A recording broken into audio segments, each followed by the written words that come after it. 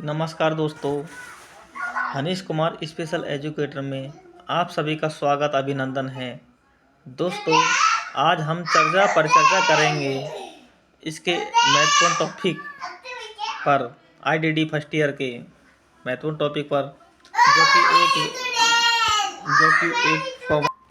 दोस्तों, हम परिचर्चा कर रहे थे आईडीडी फर्स्ट ईयर के पेपर फर्स्ट में इंट्रोडक्शन टू डिसेबिलिटी के अंदर, जो कि यूनिट 1.3 के अंदर हम कुछ जो विकलांगताएँ थी उसके बारे में हम पढ़ रहे थे। उसके बारे में हम परिचर्चा करेंगे, जो कि यह HI, और IDD वाले बच्चों के लिए कॉमन पेपर रहता है। तो हम विभिन्न प्रकार की जो विकलांगता हैं उनके बारे में हम पढ़ेंगे, जो कि RPWD एक्ट के अंतर्गत 7 प्रकार की विकलांगताएँ RPWD एक्ट के अंतर्गत 7 प्रकार की विकलांगताएँ बताई गई थी। 7 प्रकार की विकलांगताएँ जो बताई गई थी PWD एक्ट के according. Person with PWD paper में एग्जाम में पूछ लिया जाता है कि PWD की फुल फॉर्म क्या है। P का अर्थ क्या होता है? Person with disability. Person with disability PWD की फुल फॉर्म होगी। ये एक्ट कब आया था? सन 1995 में आया था। सन 1995 में ये एक्ट आया था। तो देखिए, अब बढ़ा के जो विकलांगता की जो श्रेणी जो 7 प्रकार की जो थी, इसको बढ़ा करके कितने प्रकार की कर दिया। अब इसको वर्तमान में 21 प्रकार की विकलांगता कर दी। कब की थी? ये एक्ट जो आया था 2016 में आया था। RPWD इस एक्ट को किस नाम से जाना जाता है? इस एक्ट को RPWD के नाम से जाना जाता है। Right to person with disability के नाम से इस एक्ट को जाना जाता है, जिसमें 21 प्रकार की विकलांगताएँ कर दी गई है। आगे देखिए दोस्तों, हम एक के बारे में हम चर्चा करेंगे। सबसे पहले हम पढ़ेंगे दिव्यांगता के डोमेन, और उसके बाद में हम पढ़ेंगे दिव्यांगता के प्रकार कि शारीरिक दिव्यांगता के अंदर कौन कौन सी विकलांगता आती है ना। और फिर उसके एक करके सबसे पहले पढ़ेंगे दिव्यांगता के डोमेन के बारे में बात करेंगे। फिर उसके बारे में दिव्यांगता के प्रकारों के बारे में बात करेंगे। एक पर हम चर्चा करते चलेंगे। हाँ, तेरे को देखिए दोस्तों, हम एक प्रकार की दिव्यांगता के डोमेन के बारे में हम चर्चा करेंगे। कौन कौन से दिव्यांगता इसके अंतर्गत आती है। सबसे पहले हम पढ़ेंगे शारीरिक दिव्यांगता। शारीरिक दिव्यांगता यानी कि इसको बोलते हैं फिजिकली डिसेबिलिटी। जो शारीरिक रूप से कौन कौन सी विकलांगता होती हैं, इसके बारे में हम चर्चा करेंगे। नेक्स्ट, इसके बाद में हम चर्चा करेंगे दृष्टि क्षीणता, यानी कि विजुअल इम्पेयरमेंट, है ना। इम्पेयरमेंट वन क्षति, यानी क्षीणता, यानी कि विजुअल, यानी जिन व्यक्तियों को बिल्कुल दिखाई नहीं देता है, यानी अंधे होते हैं, ऐसे व्यक्तियों को हम दृष्टि क्षीणता कहेंगे। अगले डोमेन में है श्रवण शक्ति की ह्रास, यानी कि उनको बोलते हैं हेयरिंग इम्पेयरमेंट, यानी कि हेयरिंग माने सुनने से संबंधित परेशानियाँ। जिन व्यक्तियों को सुनाई नहीं देता है वो हेयरिंग से संबंधित आ जाएगा। जो हाथ क्षति होती है, जैसे कानों से सुनाई नहीं देना, है ना, जन्मजात भी हो सकते हो, जन्म के बाद में भी हो सकता है, इस प्रकार की। अब देखिए अगला है, इसके बारे में पढ़ेंगे बौद्धिक दिव्यांगता। बौद्धिक दिव्यांगता, इसको हम बोलते हैं इंटेलेक्चुअल डिसेबिलिटी। बौद्धिक दिव्यांगता, ये भी 4 प्रकार की बौद्धिक दिव्यांगता के बारे में हम चर्चा करेंगे आगे। नेक्स्ट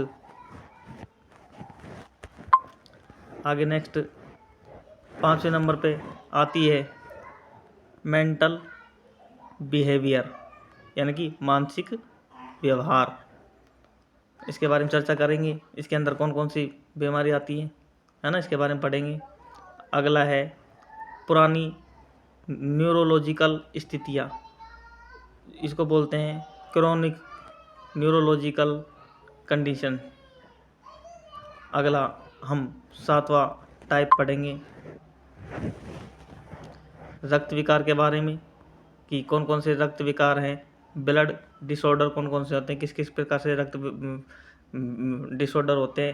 फिर उसके बाद में हम चर्चा करेंगे बहु दिव्यांगता के बारे में, इसको बोलते हैं मल्टीपल डिसेबिलिटी। बहु मानी बहुत सारी दिव्यांगताएं, जिसके अंदर बहुत सारी मिश्रित दिव्यांगता होती है। एक व्यक्ति के अंदर बहुत सारी विकलांगताएं हो सकती है। वह व्यक्ति MR भी हो सकता है, वह व्यक्ति CP भी हो सकता है, वह व्यक्ति ऑटिज्म भी हो सकता है, AUTI ऑटिज्म भी हो सकता है ना। और काफ़ी और भी प्रकार क्या बोलते हैं मल्टीपल डिसेबिलिटी भी हो सकती है। इस प्रकार के काफ़ी दिव्यांगता इसके अंदर बहु विकलांगता के अंदर पाई जाती है। अब इसके बारे में हम एक एक परिचर्चा करेंगे। इसके अंदर सब 8 प्रकार की जो विकलांगता हैं उस प्रकार के सबसे पहले पढ़ेंगे हम शारीरिक रूप से विकलांगता के बारे में। शारीरिक दिव्यांगता के बारे में हम पढ़ेंगे कि फिजिकली डिसेबिलिटी। इसके अंदर देखिए सबसे पहले पढ़ेंगे दिव्यांगता के प्रकार। शारीरिक जो शरीर के अंदर जो विकलांगता जो होती है उसके अंदर कौन कौन सी आती हैं। जैसे सबसे पहले पढ़ेंगे हम गतिशील दिव्यांगता, यानी गतिशील का अर्थ है चलने फिरने से संबंधी परेशानियाँ। तो इसको बोलते हैं हम लोकोमोटर डिसेबिलिटी, यानी कि लोकोमोटर डिसेबिलिटी गतिशील दिव्यांगता, जो कि चलने फिरने में परेशानी आती है। नंबर दूसरे पे इसको बोलते हैं पेशीय अपविकास, इसको बोलते हैं अंग्रेजी में मस्कुलर डिस्ट्रोफी।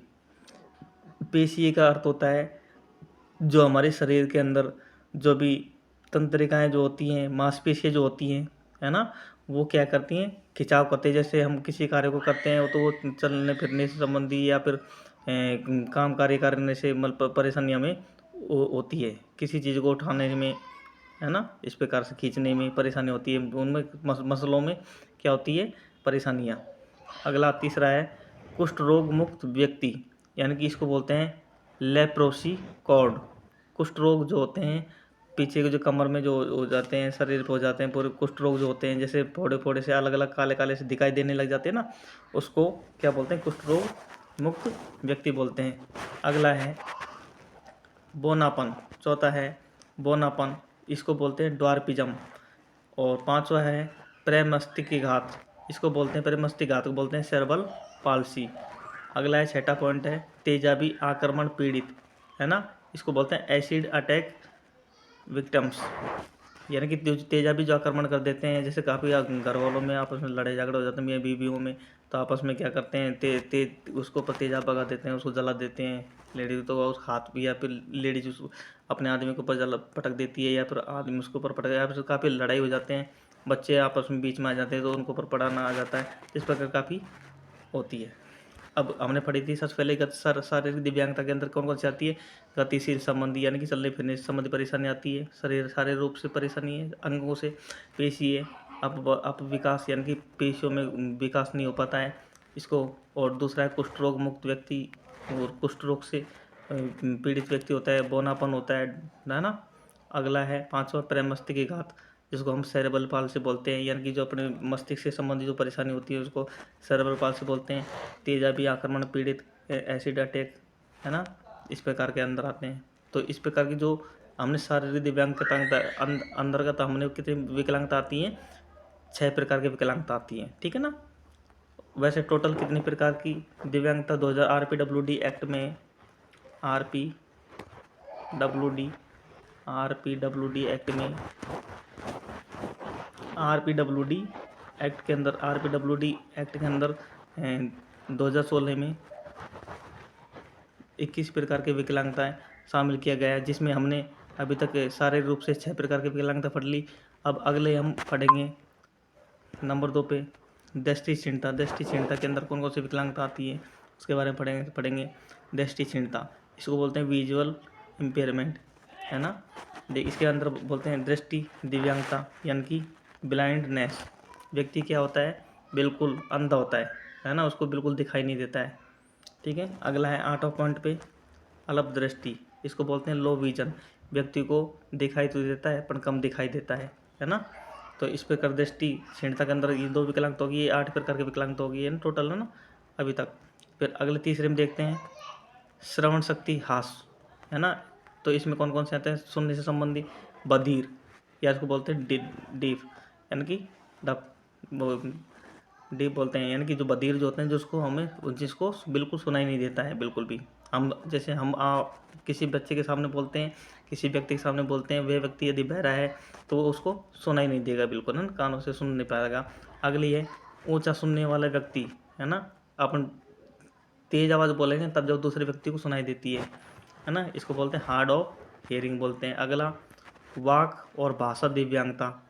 वाक और भाषा से मतलब वाक मानी बोलने से संबंधित जो परेशानी, हम जो बोलते हैं किसको, भाषा को या किसी शब्द को हम बोलते हैं, वो वाक यानी कि बोलने से और भाषा संबंधित दिव्यांगता होती है। स्पीच एंड लैंग्वेज डिसेबिलिटीज होती है ना। तो इसमें 11 प्रकार की हमने विकलांगता पढ़ ली अभी तक। अगला चौथे में चौथे में विकलांगता के बारे में पढ़ेंगे। 4 प्रकार की विकलांगता जो होती हैं चौथे में। बौद्धिक दिव्यांगता, इसको बोलते हैं इंटेलेक्चुअल डिसेबिलिटी, यानी कि बौद्धिक समझ पर आधारित, हमारी बुद्धि पर आधारित जो विकलांगता जो होती हैं। सबसे पहले इसके बारे में 4 प्रकार की विकलांगता इसमें शामिल की गई है बौद्धिक दिव्यांगता में। सबसे पहले पढ़ेंगे बौद्धिक दिव्यांगता, इसको बोलते हैं इंटेलेक्चुअल डिसेबिलिटी। 13वें नंबर पे है विनिर्दिष्ट विद्या दिव्यांगता, इसको बोलते हैं स्पेसिफिक लर्निंग डिसेबिलिटी। विनिर्दिष्ट यानी कि बिना किसी बाधा के उत्पन्न होने वाली विकलांगता, दिखाई नहीं देती है ना। तो अगला है स्वपरायणता, है ना, जिसमें क्या आ जाता है, ऑटिज्म आ जाता है, जिसका दूसरा नाम ऑटिज्म स्पेक्ट्रम के नाम से भी जाना जाता है। इसके अंदर इसमें आ जाएगा ऑटिज्म स्पेक्ट्रम डिसऑर्डर आ जाता है। अगला देखिए 5वें नंबर पे, इसमें 5 प्रकार की विकलांगता को बारे में, मेंटल बिहेवियर में 5 प्रकार की, यानी कि मानसिक व्यवहार में 5 प्रकार की विकलांगता को शामिल किया गया है। इसमें देखते हैं सबसे पहले कौन कौन सी क्या क्या आती है। देखिए मानसिक रुग्णता सबसे पहले आती है, मानसिक रुग्णता आती है। मानसिक रुग्णता या फिर रोग, इसको बोलते हैं मेंटल इलनेस, इलनेस बोलती है बीमारी को, क्या होती है, बीमारी, है ना। या फिर रुग्णता को क्या बोलते हैं, बीमारी, बीमारी बोलते हैं। अगला है क्या बोलते हैं इसको, बीमारी। रुग्णता का दूसरा नाम क्या है, बीमारी। अगला छठा पॉइंट है अगला छठा पॉइंट है पुरानी न्यूरोलॉजिकल स्थितियाँ, इसको बोलते हैं क्रॉनिक न्यूरोलॉजिकल कंडीशन। ये भी एक 16 नंबर पे होती है बहु स्क्लेरोसिस। बहु माने अधिक, और स्क्लेरोसिस इसको बोलते हैं अंग्रेजी में क्या बोलते हैं, मल्टीपल स्क्लेरोसिस, है ना, मल्टीपल स्क्लेरोसिस बोलते हैं। अपने तंत्र संबंधी परेशानी होती है इसमें। 17 नंबर पे क्या है, पार्किंसन रोग। पार्किंसन जो रोग होते हैं ये भी अपने तंत्र के संबंधी प्रॉब्लम होती है इसकी भी। अगला है 7वें पॉइंट पे रक्त विकार। 7वें पॉइंट पे है रक्त विकार, इसको बोलते हैं ब्लड डिसऑर्डर। जैसे ब्लड से संबंधित परेशानी भी होती है शरीर में, है ना, हर व्यक्तियों में। तो देखिए हीमोफीलिया ये भी एक रक्त विकार संबंधी परेशानी होती है। दूसरा है 19 नंबर पे थैलीसीमिया से परेशानी होती है। और अगला है 20वां पर सिकल कोशिका रोग, सिकल सेल डिजीज बोलते हैं इसको, है ना। तो रक्त विकार में कौन कौन सी विकलांगता आ जाती है, हीमोफीलिया आ जाता है, थैलीसीमिया आ जाती है, सिकल कोशिका रोग आ जाता है। इसके बारे में हम आगे एक एक के बारे में अगले इसी वीडियो में पढ़ेंगे विस्तारित रूप से। अगला पॉइंट है बहु दिव्यांगता, इसको बोलते हैं मल्टीपल डिसेबिलिटी, इसको बहु विकलांगता बोलते हैं। ये 21वें नंबर की जो विकलांगता होती है बहु दिव्यांगता के अंदर आ जाती है। इसका अंदर क्या आता है कि एक से अधिक दिव्यांगता एक व्यक्ति में, वह व्यक्ति श्रवण बाधित हो सकता है, वह व्यक्ति दृष्टि बाधित हो सकता है, या वह व्यक्ति अंधा हो सकता है, या बधिर हो सकता है ना। या फिर इसको बोलते हैं multiple disability including deaf blind. अब हम इसके बारे में एक एक करके हम आगे विस्तारित रूप से इसके बारे में, विकलांगता के बारे में पढ़ेंगे।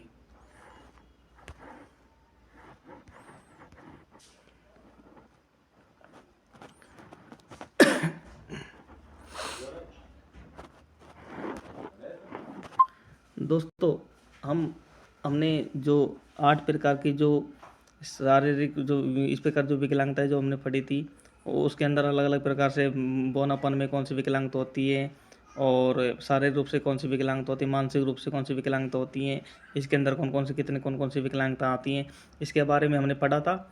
अब हम इसके बारे में हम विस्तारित रूप से विकलांगताओं के बारे में हम पढ़ेंगे, किस प्रकार जो विकलांगता है उसके बारे में हम पढ़ेंगे। देखिए दोस्तों सबसे पहले हम स्टार्ट करते हैं। देखिए दोस्तों, अधिनियम में वर्णित विभिन्न प्रकार की परिभाषाएं दी गई हैं। इस अधिनियम से पूर्व जो भी अधिनियम बना था, इससे पहले की बात है, उससे पूर्व दिव्यांग व्यक्ति समान अवसर अधिकारों का संरक्षण और पूर्ण भागीदारी अधिनियम 1995 में वर्णित कुल 7 प्रकार की विकलांगताएं, दिव्यांगता, जैसे कौन सी विकलांगता? दृष्टि दिव्यांगजन, जिनको बिल्कुल दिखाई नहीं देता है। अल्प दृष्टि, यानी कि जिनको कम दिखाई देता है, दिखाई तो देता है पर कम दिखाई देता है। कुष्ठ रोग वाले पीड़ित जो व्यक्ति जो कुष्ठ रोग से पीड़ित हो सकते हैं, और श्रवण बाधित हो सकते हैं ना, श्रवण बाधित व्यक्ति होते हैं। और अगला लोकोमोटर दिव्यांगता, अगली फिर बौद्धिक दिव्यांगता, फिर मानसिक रोग विकलांगता। इस प्रकार की 7 प्रकार की विकलांगता हो गई। पहले नंबर पे कौन सी थी? दृष्टि बाधित, विजुअल VI इम्पेयरमेंट बोलते हैं ना। तो दूसरे नंबर पे कौन सी थी? अल्प दृष्टि, यानी कि कम दिखाई देने वाला, अल्प यानी कि कम दिखाई देने वाले व्यक्ति है ना, अल्प दृष्टि हो गई।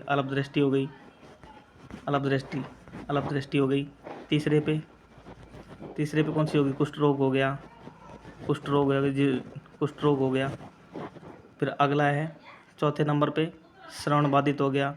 इसको बोलते हैं, श्रवण बाधित को हम क्या बोलते हैं? HI के नाम से भी जानते हैं। अगला है लोकोमोटर, LD बोलते हैं ना। 5वें नंबर पर कौन सी होती है? लोकोमोटर, LD होती है। 5वें नंबर कौन सी होती है? LD होती है। और 6ठे नंबर कौन सी होती है? बौद्धिक क्षमता, है ना। 6 नंबर पर कौन सी होती है? बौद्धिक, इसको बोलते हैं हम प्रेजेंट में क्या बोलते हैं? IDD, है ना, बौद्धिक अक्षमता होती है।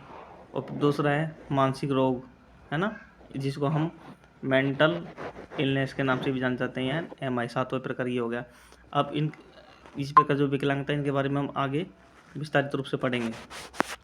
देखिए दोस्तों, राष्ट्रीय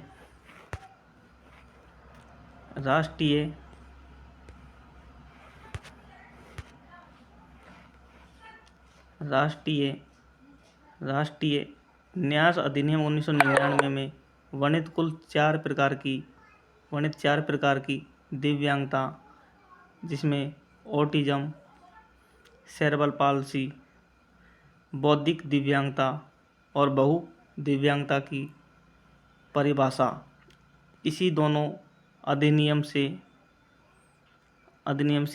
जाते थे। लेकिन अब इन अधिनियम बनने के बाद दिव्यांगजन अधिकार अधिनियम 2016 में वर्णित परिभाषा ही केवल मान्य है। क्या बोल रहा है कि यानी कि जो राष्ट्रीय न्यास अधिनियम 1999 में बना था,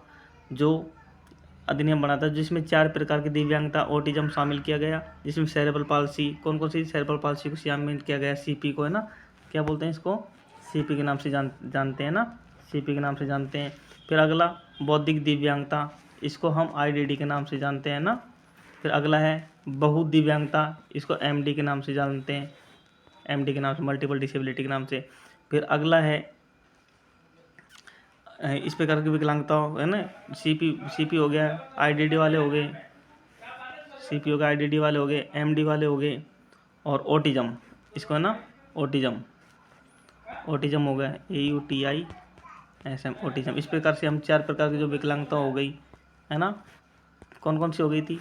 CP हो गया, IDD हो गया, MD हो गया, और चौथा ऑटिज्म।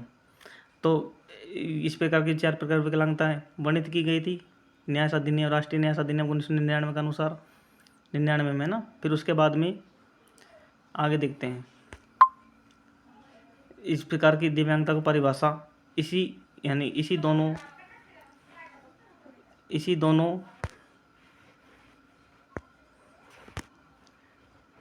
दोनों अधिनियम से पढ़े जाते थे। लेकिन अब नए अधिनियम बनने के बाद दिव्यांगजन अधिकार अधिनियम 2016 में वर्णित परिभाषा केवल मान्य है। इसमें 2016 में अधिनियम मान्य है, ये बहुत इम्पोर्टेंट है एग्ज़ाम की दृष्टि से। इसको एग्ज़ाम की दृष्टि से ये लाइन जो बहुत इम्पोर्टेंट है, एग्ज़ाम की दृष्टि से ये लाइन जो बहुत इम्पोर्टेंट है, ये हर बार एग्ज़ाम में पूछा जाएगा। Very very important. Double star और नोट लगा के अपने रजिस्टर मेंटेनेंस कर लेना इसको। आगे देखिए,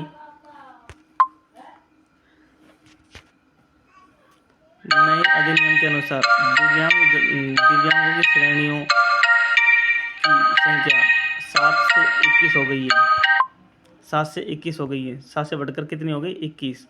जिसकी कानूनी परिभाषा निम्नलिखित है। जिसकी कानूनी जो परिभाषा है वो कैसी है? निम्नलिखित है। जिनकी कानूनी परिभाषा कैसी है? निम्नलिखित है। अगले हम एक एक करके हम इसके बारे में पढ़ेंगे। एक एक विकलांगता के बारे में हम सबसे पहले पढ़ेंगे। सबसे पहले पढ़ेंगे गतिशील दिव्यांगता।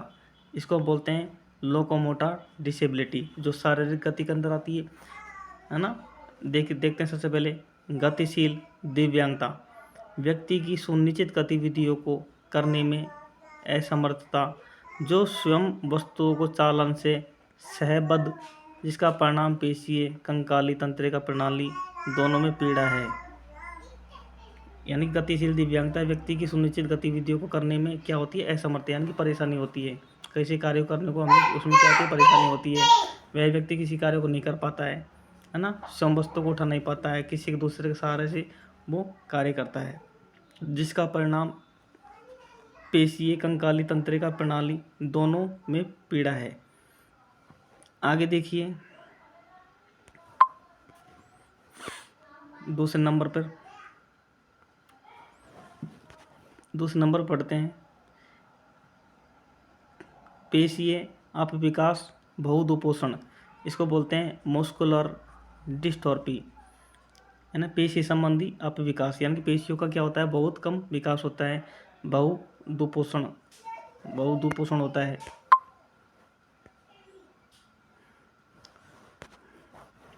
देखिए, बहुदुपोषण से वंशागत आनुवंशिक पेशीय रोगों का समूह अभिप्रेत है, जो मानव शरीर को सचल करने वाली पेशियों को कमज़ोर कर देता है, और बहुपोषण के रोगी व्यक्तियों के जीन में सूचना अशुद्ध होती है या नहीं होती है, जो उन्हें उस प्रोटीन को बनाने से निवारित करती है, जिसकी उन्हें स्वस्थ पेशियों के लिए आवश्यक होती है। इसकी विशेषता अनुक्रमिक अस्थिपंजर पेशी प्रोटीन में त्रुटि, पेशी कोशिकाओं दिशाओं की मौत होती है।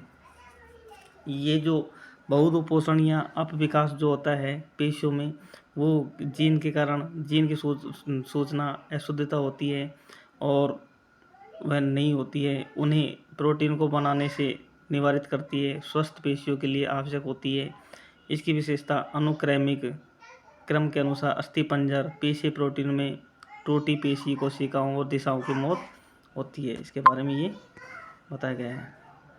आगे देखिए, अगली दिव्यांगता के बारे में इसी में एक पॉइंट और रह गया कि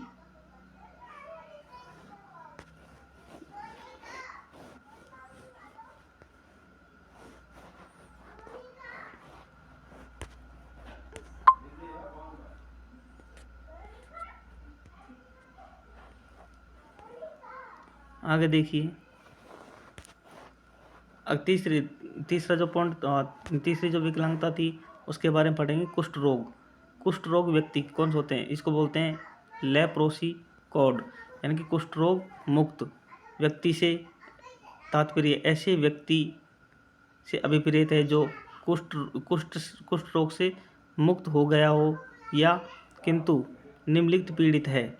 जैसे अब इसके अंदर पढ़ते हैं कुष्ठ रोग क्या होता है, एक एक बारे में हम विस्तार से पढ़ेंगे। देखिए दोस्तों, क्या होता है कुष्ठ रोग। देखिए, सबसे पहले पढ़ेंगे हाथ पैरों में सुग्राहीकरण का एक हास के साथ साथ आँख और पलक में सुग्राहीकरण हास और अंशिकाघात, किंतु व्यक्ति विरूप नहीं है। यानी कि हाथ पैरों में परेशानी होती है और आँखों की पलकों में, जैसे आँखों पे हो जाती है इस प्रकार के फोड़े पुंसी इस प्रकार से हो जाते हैं ना, चेहरे पे इस प्रकार से मुहांसे टाइप में, जैसे अपने दांत होता है दांत टाइप में होते हैं, या फिर इस प्रकार से होती है। अगला है व्यक्ति विरूपता आंशिक घात, किंतु उनके हाथ और पैरों में निर्दिष्ट चलन रोग उत्पन्न हो जाता है और अन्य आर्थिक क्रियाकलापों में लगे रहने के लिए सक्षम होते हैं। ये कुछ समय के लिए होता है, बाद में धीरे धीरे समाप्त होता चल जाता है। आगे देखिए, अत्यंत शारीरिक वृद्धि के साथ साथ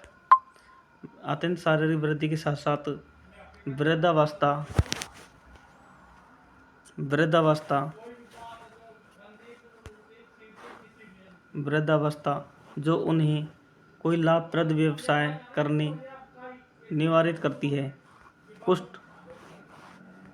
कुष्ठ रोग मुक्त व्यक्ति पद का तदनुसार अर्थ लगाया जाएगा। आगे देखिए, इसके बारे में हमने पढ़ लिया। अगला जो चौथा था, चौथी जो विकलांगता थी बौनापन, इसको ड्वार्फिज्म बोलते हैं। बौनापन से कोई चिकित्सकीय आनुवंशिकी दशा अभिप्रेत है जिसके परिणामस्वरूप किसी वयस्क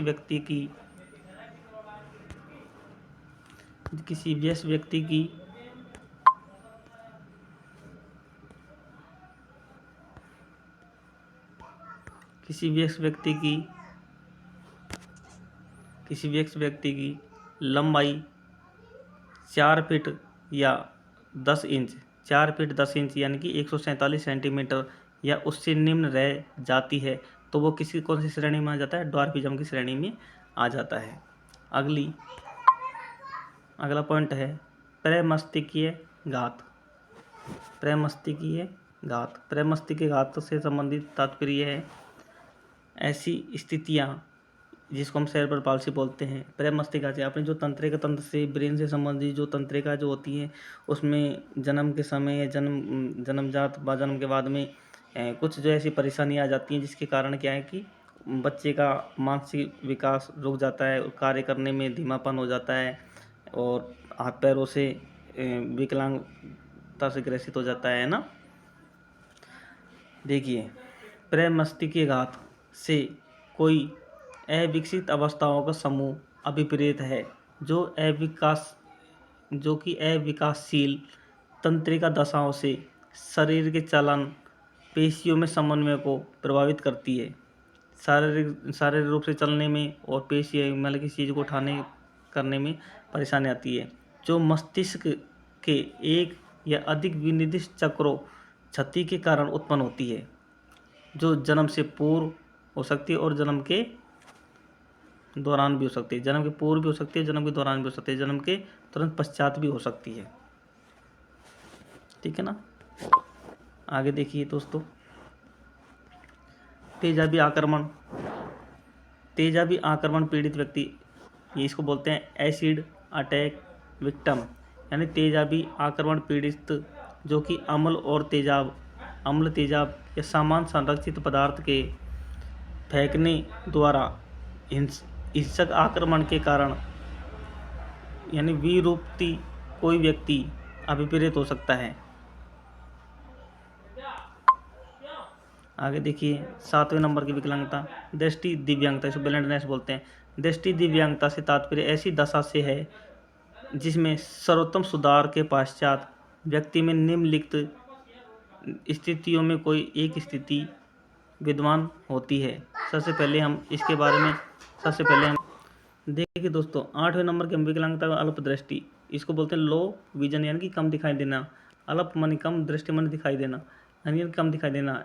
ऐसी स्थिति से अभिप्रेत है जिसमें व्यक्ति की निम्नलिखित में से एक स्थिति होती है, अर्थात बेहतर आँख में सुधार लेंसों के साथ साथ 6/18 से अनिदिकता या 20 से 60 से कम से 3 या 60 तक 10/200 से लेकर की दृष्टि संवेदनशीलता होती है। नंबर 2 पॉइंट है 10 से अधिक या 40 डिग्री तक, 10 से अधिक या 40 डिग्री तक दृष्टि आंतरिक किसी कोण के क्षेत्र में सीमाएं हैं। अगला पॉइंट, अगली जो विकलांगता है 9वीं, बधिर, यानी कि डीफ बोलते हैं। बधिर से तात्पर्य है यानी दोनों कानों में संवाद आवृत्तियों से 70 डेसिबल श्रव्य हानि वाली व्यक्ति अभिप्रेत होते हैं, यानी कि कह सकते हैं कि जो वह व्यक्ति बधिर कौन हो सकता है जिसको 70 डेसिबल तक की जो ध्वनि होती है वो सामान्य व्यक्ति को उसको सुनाई नहीं देती है ना। अगले देखते हैं, ऊंचा सुनने वाला, इसको बोलते हैं ऊंचा सुनने वाले को क्या बोलते हैं, इसको बोलते हैं ऊंचा सुनने वाले को 10वें पॉइंट पे, ऊंचा सुनने वाला इसको बोलते हैं हार्ड एंड हेयरिंग, यानी ऊंचा सुनने वाला व्यक्ति से तात्पर्य है कि कानों से संवाद आवृत्ति में 60 डेसिबल से 70 डेसिबल की श्रवण हानि व्यक्ति अभिप्रेत करता है। यानी कि व्यक्ति जो होता है नॉर्मल, जो व्यक्ति जो होता है 60 डेसिबल या 70 डेसिबल तक की ध्वनि को सुन सकता है। यदि वह व्यक्ति इस ध्वनि को नहीं सुन पाता है तो वह हार्ड हेयरिंग्स यानी ऊंचा सुनने वाला व्यक्ति कहलाता है। अगला देखिए, वाक भाषा दिव्यांगता, 11 नंबर पर वाक भाषा दिव्यांगता से तात्पर्य है, वाक भाषा दिव्यांगता से तात्पर्य है लेराइनजेक्टोमिया, लेराइनजेक्टोमिया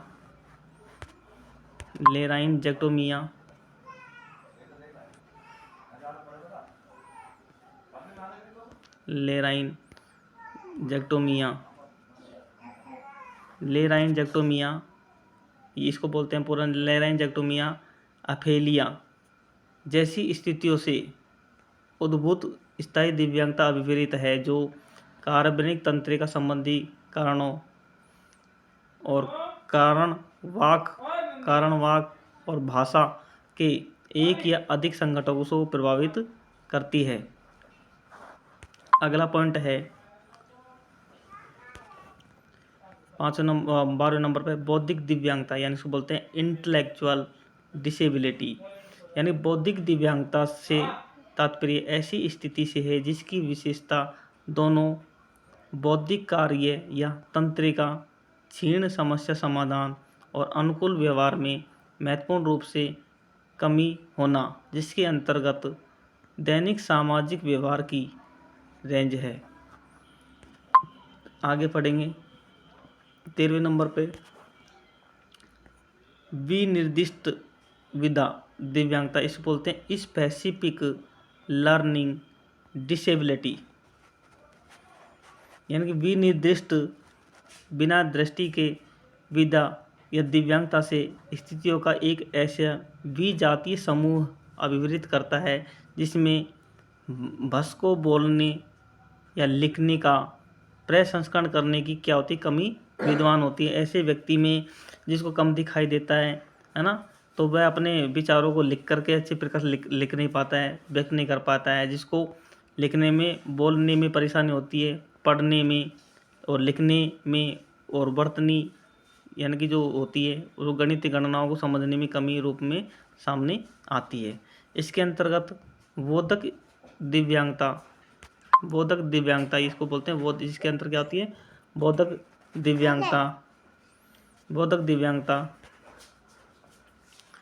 दिव्यांगता इसको बोलते हैं डिसलेक्सिया, डिसग्राफिया,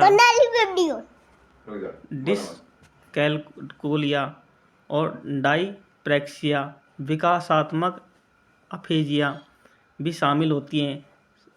तो हम सबसे पहले बोलते हैं डिसलेक्सिया, यानी बोधक दिव्यांगता में डिसलेक्सिया, बोधक दिव्यांगता। तो दोस्तों आज हम इतना ही पढ़ेंगे, मिलते हैं नेक्स्ट वीडियो के साथ। वंदे मातरम, जय हिंद। वीडियो को अधिक से अधिक मात्रा में शेयर करें और सब्सक्राइब करें और बेल आइकन को दबाना न भूलें।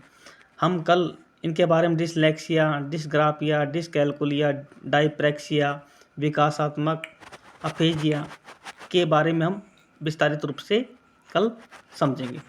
जय हिंद, वंदे मातरम, नमस्कार।